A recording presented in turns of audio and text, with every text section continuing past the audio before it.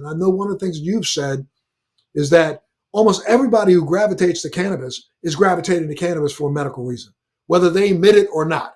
If they gravitate towards cannabis because they want to relax better when they get home from work, that's medical. If they gravitate towards cannabis because they want to sleep better at night, that's medical. If they want to absolutely, if they want to reduce their anxiety, go ahead. I think it's a mistake when they separate it into medical and recreational.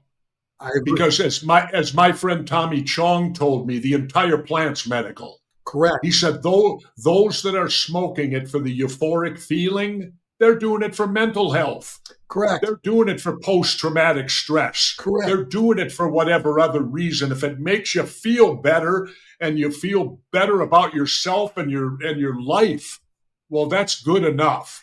Because it's a plant that and I always say this to the religious people.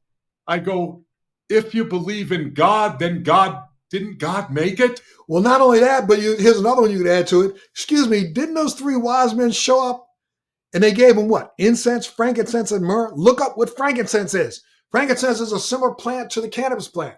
Why? Because back then, we got to remember, people were living in the dirt, man. They weren't sleeping on beds. They literally were living in at times where when a baby was born, it was very colicky. So they were actually burning that kind of incense in their tents so that babies could, feel a little bit better. And so if it's good enough for the baby Jesus, got to be good enough for me.